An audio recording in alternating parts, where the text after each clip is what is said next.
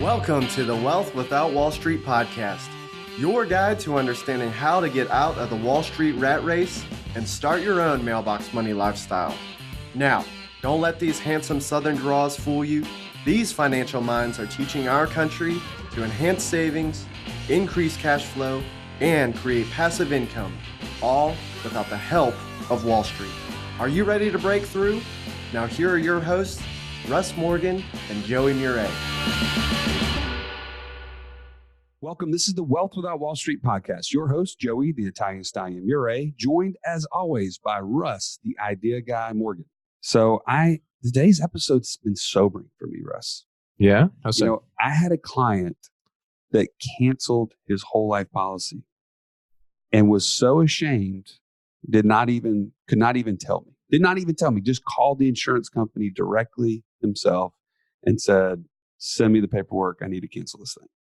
So how'd that make you feel? Man, I mean, that's kind of heavy.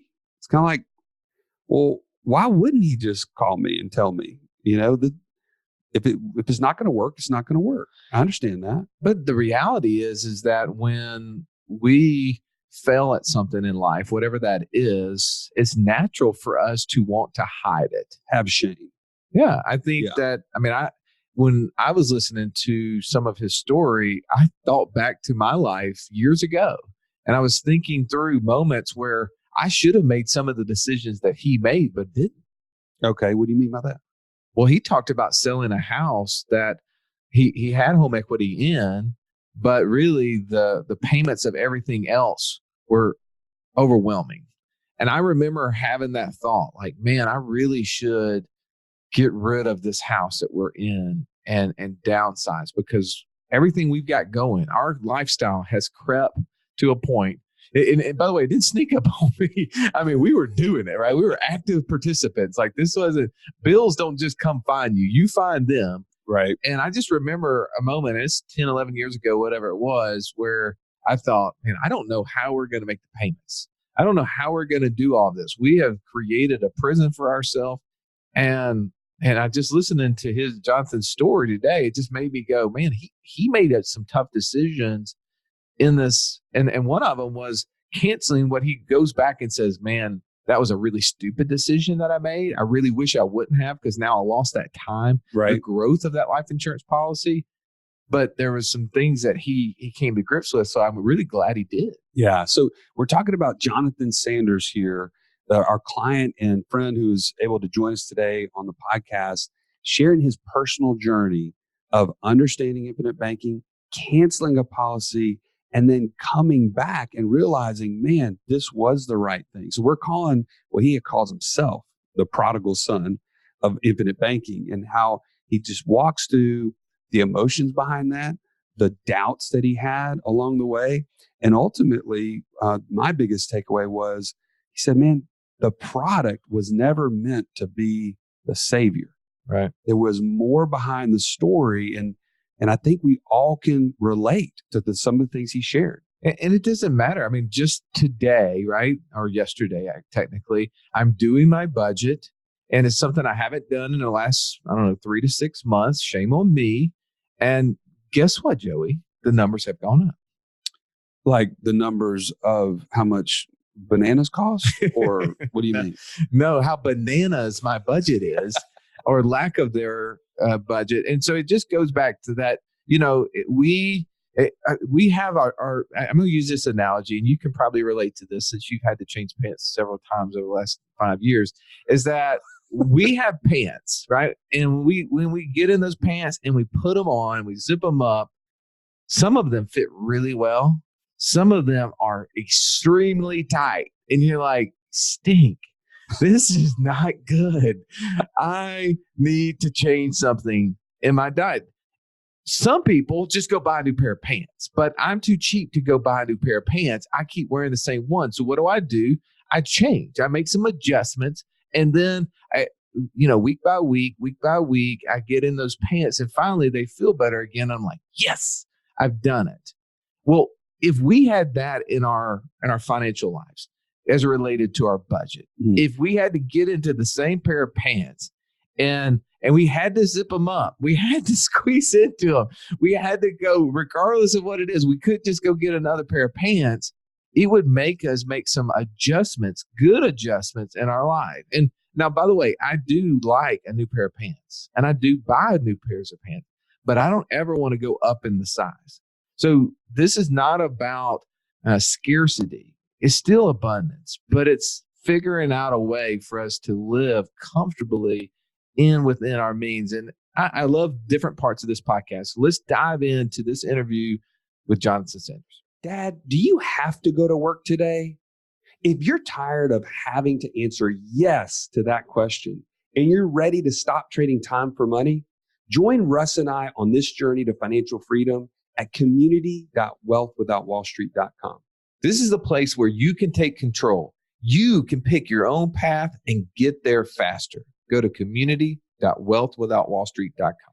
Welcome into the show. We have Jonathan Sanders, also known as the Prodigal Son, in the studio live. Jonathan, thank you for being here, brother. Absolutely. My pleasure.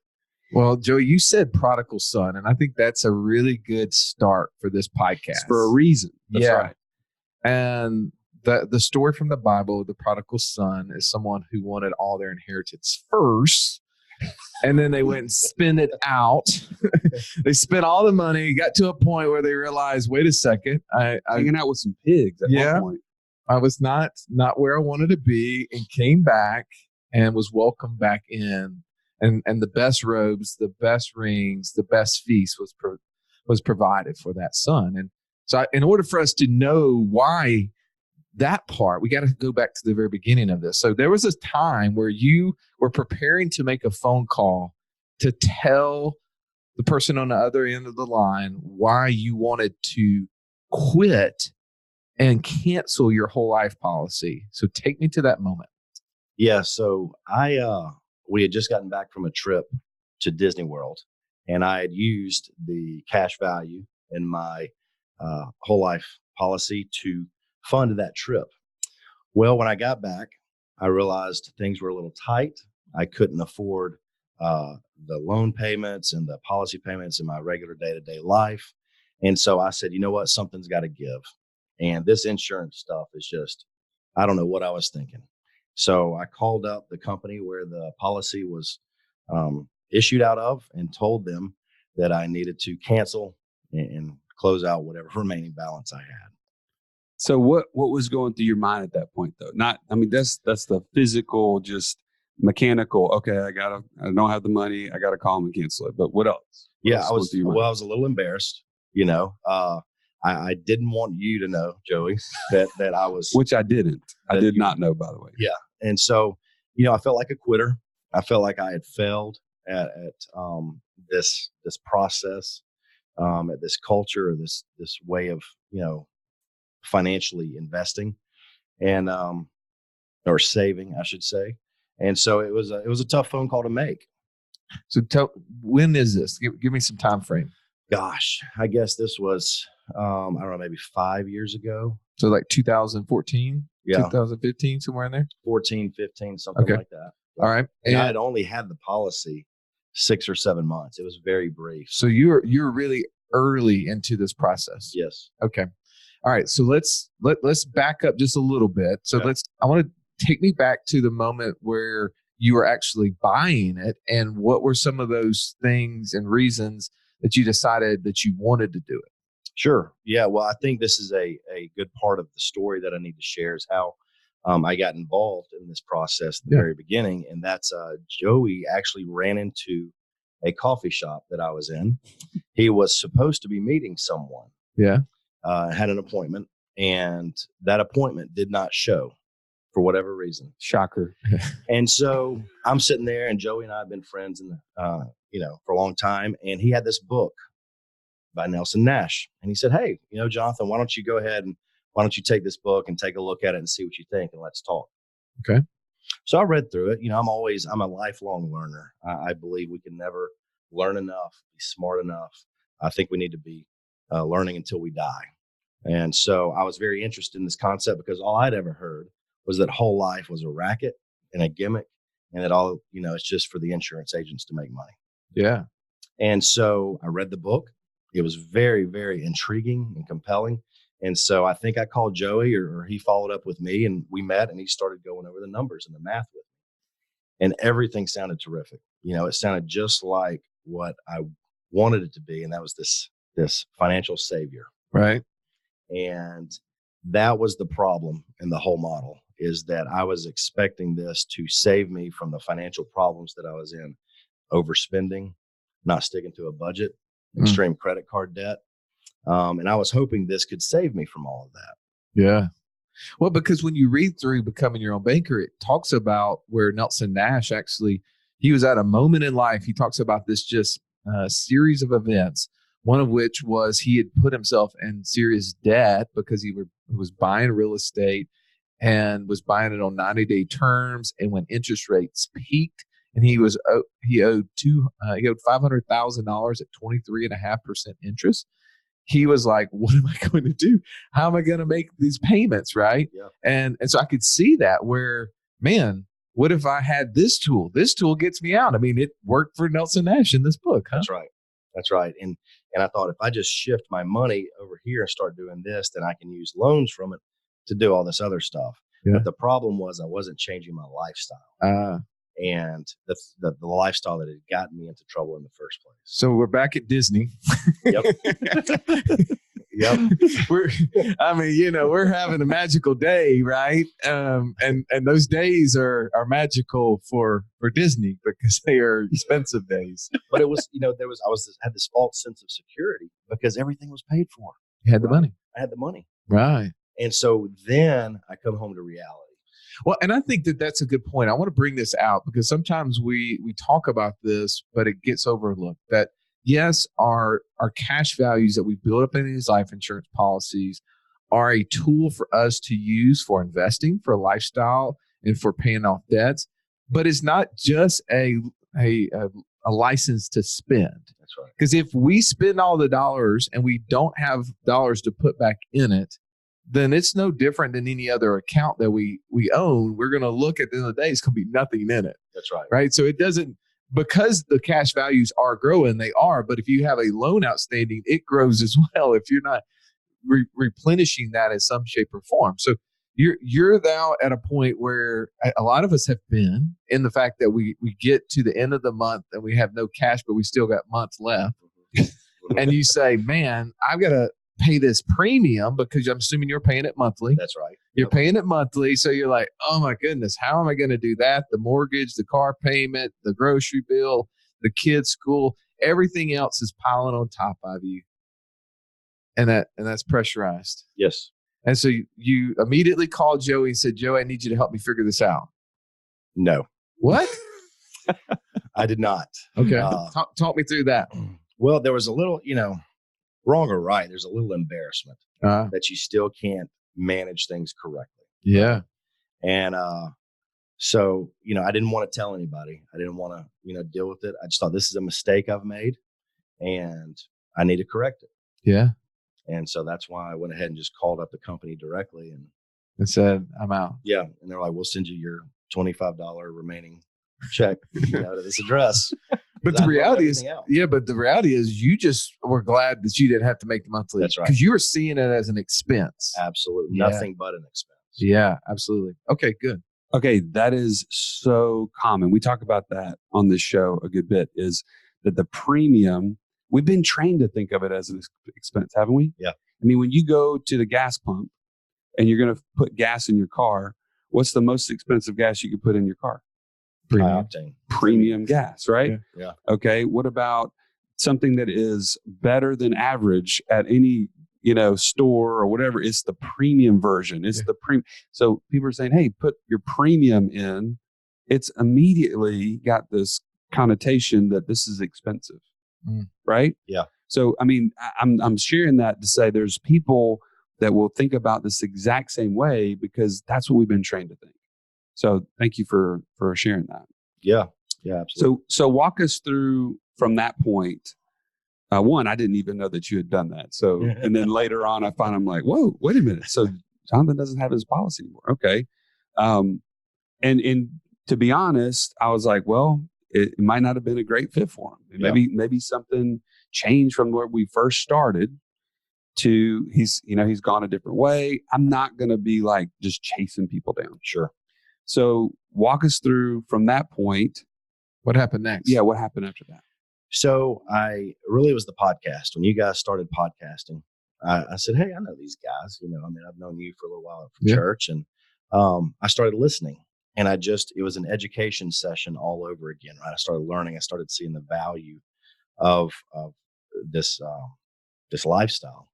And I said, I want to do this. I was wrong to get rid of it in the first place. I was kicking myself because that was time that I lost when I could have been accumulating wealth, right? Or accumulating value. And so I was kicking myself for that. And I said, as soon as I can scrape together some money, I'm going to do this, because I was still digging myself out, right? We're still trying to get out of debt. We've adjusted our lifestyle finally. But it was a deep hole. Well, let's before we get to this next part, I want to go back to that, because there's so many lessons for somebody to learn from your experience, right? We all have experiences, and either we can borrow those from someone else who's already gone through them, or we can pay retail and go through them ourselves. So there's someone who maybe is in this same experience right now and wants to know, how do you get out? So what is it that clicked for you in your life, for you and your wife, to say, we've got to change our life? Because the podcast didn't do it. Sure. It was something you internally did. What was it? Well, and to be honest with you, we did get on a budget.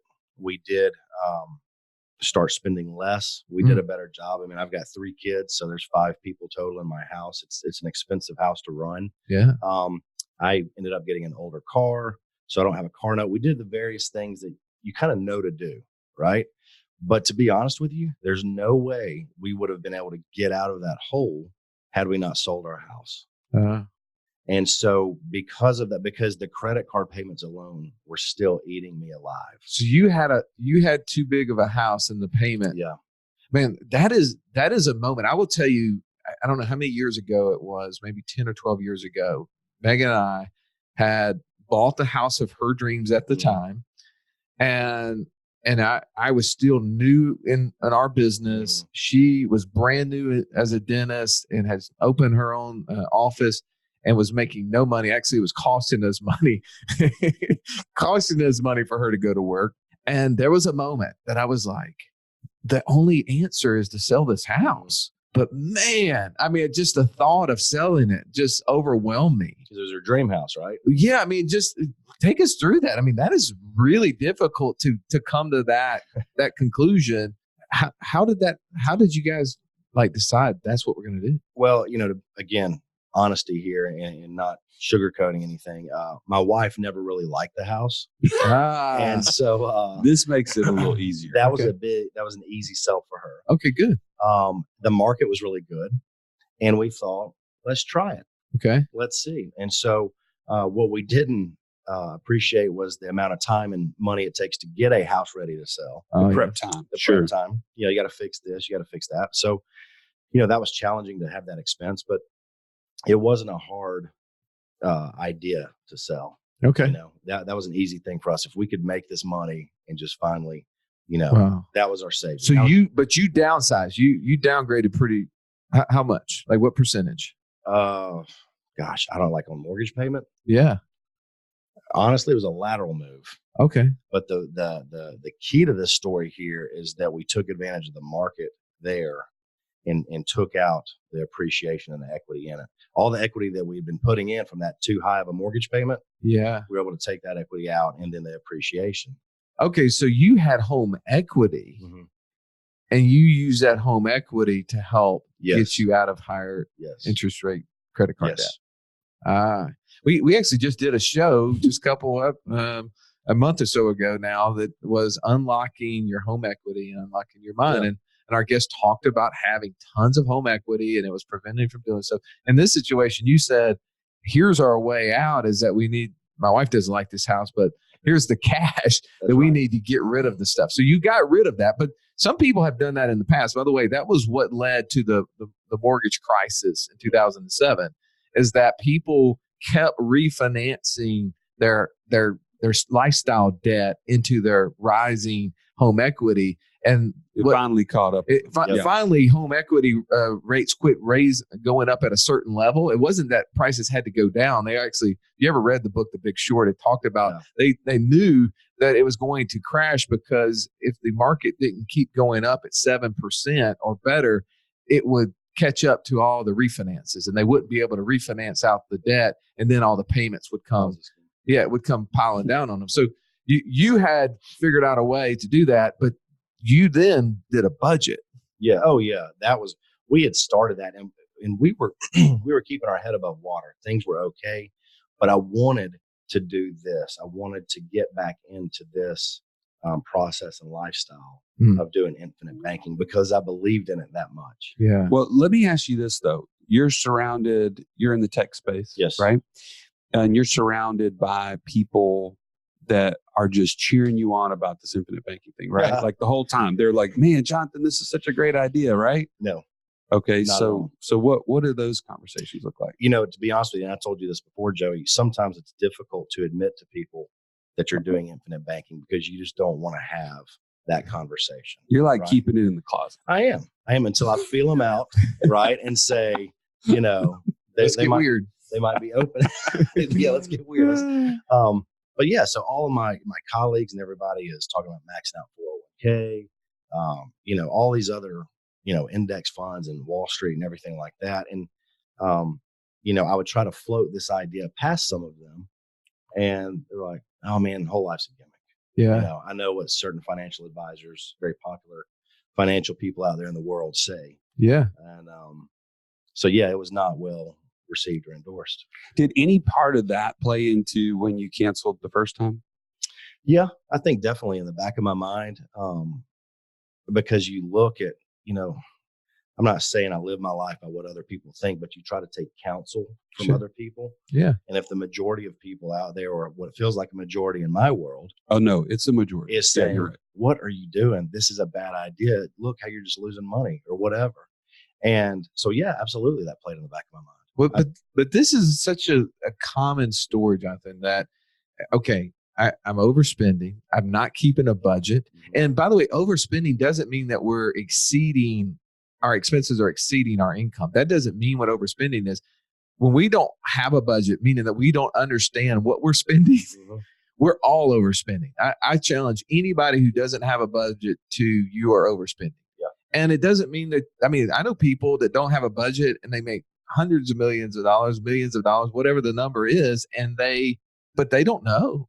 Yeah. And I guarantee you, and every time someone that I've talked to has actually run their budget for the month just to say, I just want to know what I'm spending. And I go and they put down what they think they should spend, and then they verify it against what they do. That number is always higher. Yeah. It's always higher because you're like, well, wow, I didn't realize we spent $2,500 at the grocery store every month. And here's the thing we need to talk about too, is how our lifestyle changes with our pay increases, with our salary increase. I was making X when my wife and I got married. Okay. And you were making it. You were making it fine, right? Yes, life was good. And, had 2 cars, we didn't have the kids yet, but, so then fast forward 10 years, I'm making at least 3 times that. Okay. 3 times that. And you look at the numbers, it's like, how are we not having enough when, and, you feel like such a chump because you're, and so. Well, I figured out though, you have to get rid of the kids. You just say, hey guys, it's not working out. Yeah. At least 2 of you have to go. You guys decide between yourselves. It's not personal. It's business, right? Well, we'd be going to get, eat out, and, they're clearly over the age of kid meals. Yeah. But I'm like, oh, they can have a kid meal. Right. So we're going to save a little money. But it happens so fast. We know that when we are not tracking that stuff. And again, our show, as you know, is about abundance. It's about how can we, not, I can't. Right. But a budget is one of those just simple foundational tools. And it doesn't mean that we have to find ways to eat less, to do less, but it's about keeping track. Because when you keep track, we had a very popular guest on our show a year or so ago, Mike McAllowitz. He wrote a book called Profit First. And his whole concept is getting business owners to consume less by keeping track of their money, by showing them, by putting their accounts setup, he has this whole 5-account system, and you start divvying out the money, then you start to see, oh, well, wait a second. I don't have as much money to spend in this account. So you get creative. Now, you can only cut so much. It forces you to. Yeah, you can only cut so much before you get into muscle. So really, the reality is that we start finding efficiencies in our life. We start finding ways to do things better. I think, to me, that's where infinite banking starts to draw in, because you talked about the friends in the tech industry that you knew who were doing the 401ks, right? Right. How would a 401k ever helped you get out of the debt that you were in? I'd have to withdraw it and then take a penalty, or how would it have helped you quit overspending? It wouldn't. Okay. We know that the typical financial tool used by everybody else is not helping us, right? So that the whole life policy wasn't the problem. The 401k wasn't the problem. It was the fact that we didn't understand our budget. That's right. And you got clear with that. And That's then right. things started changing. So now you're listening to the podcast. You're like, man, I know these guys. Yeah. I know them. Yeah, exactly. And I'm like, man, they're famous. They've got a podcast and everything, you know?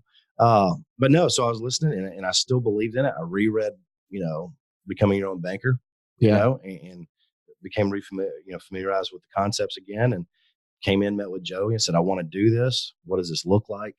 And, that was really it. So tell me about that second time going through the process. Sure. Because there's a lot of people that are just going through it for the first time. Yeah. Maybe they haven't even started the first time.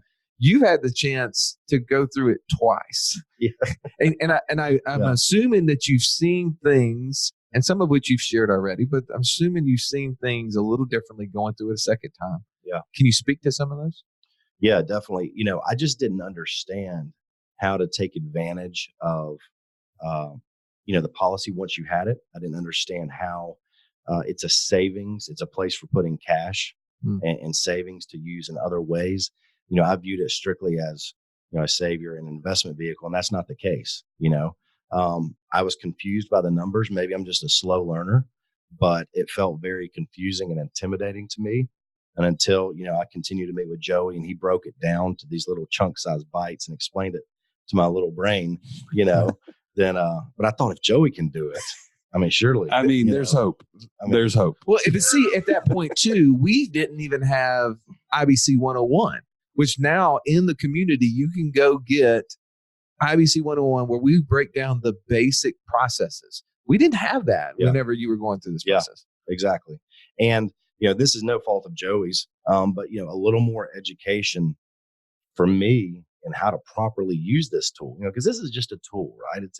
It's a product, right? But it's not a process. I had to adjust the budget, the spending, and you're in this for the long haul too. This is not a short, quick fix kind of. It's a life game. I call it a culture or a lifestyle. Yes, that is such a great way to explain it, and I think that's why some people don't move forward, because they say, "Man, it sounds good, but I'm just not willing to change my lifestyle." Yeah. And if you're not willing to, then it's not going to work. It's just going to be another product that you've just put on the shelf. Well, let's talk about the lifestyle though, because that could be a little bit scary, because as a business owner, entrepreneur, somebody with 3 kids, we got a lot going on. Adding another block into the day seems really scary. That's like, heavy. As much as I would like to learn how to be a NASA engineer, right? I'd love to go to space. That'd be really cool. Not really, but I'd like to say I'm an astronaut. That'd be pretty awesome, right? I'll get you like a shirt from Huntsville. Okay. That changes the game at a cocktail party. Yeah. But the time to do something like that, you just don't have time to do it. So tell us, when you say lifestyle, what does that mean for you? How does infinite banking as a lifestyle, what does that look like on a daily, weekly, monthly basis? Yeah. Well, and so on one hand, it's not a huge impact, right? It's not heavy lifting. It's not a lot of work.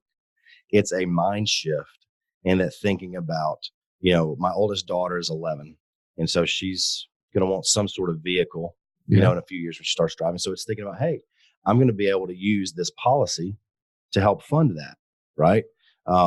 So you're not really doing anything different other than you're putting savings somewhere else. Right. And you still have access to it while it's still growing. Yeah. And so, it's not like it's a heavy mental burden on me every day or month. The biggest mental burden is keeping my wife and I in check on the budget, which has nothing to do with infinite banking, right? It's our budget. That's going to be there the biggest burden. regardless. Absolutely. Exactly. The difference that I have seen in the lifestyle and just speaking to Megan and I is that it's where I don't hold that cash savings for the next Disney trip or for that big expense. Yeah. Maybe it is the car that's coming up. Mine's 14, right? Yeah. Ever getting closer to 16.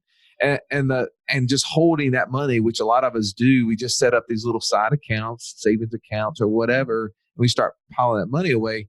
Where I've said, no, look, we're going to take all those dollars every single month and we're going to shove them into our life insurance policies.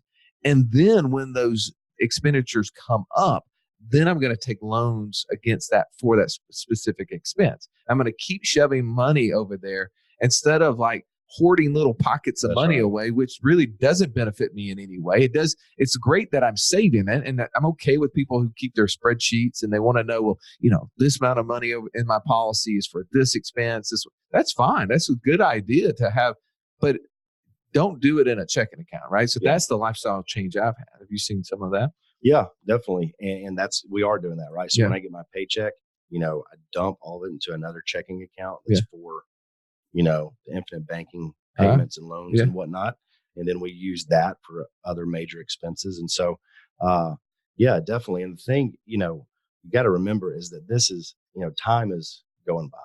And that's why I get so frustrated is that now that I'm 40 and I could have been doing this years ago, I've lost that time. So now I have this fever. I just want to keep trying to put as much back in there.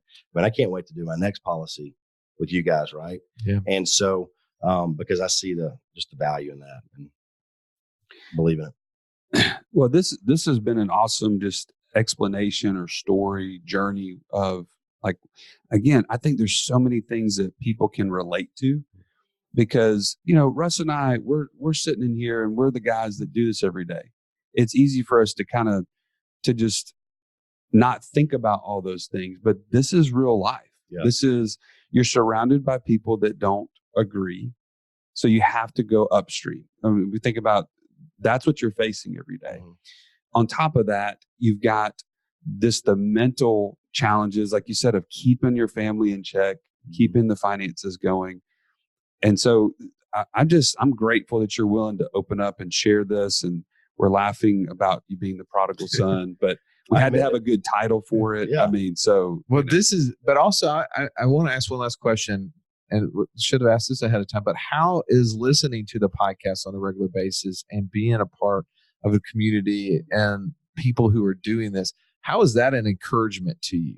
Oh man, that's a huge part of it because it helps me think about ways that maybe I hadn't thought of and how to use what I'm, building over here. Yeah. Whether that's flipping land or in real estate or, franchises or whatever. It helps you be creative and think outside the box. Yeah. Because the number one thing you guys say is the last thing you want us to do, right, is to put all this money in there and then not do anything with it. Right. Right. So, and it's just getting you to think outside the box in ways that normally you don't think of. Right. And I think just the more we surround ourselves with people who are challenging the status quo, who are doing what we're doing as far as this, right? So we start seeing ourselves not in the minority of people. We start seeing ourselves in the majority of people.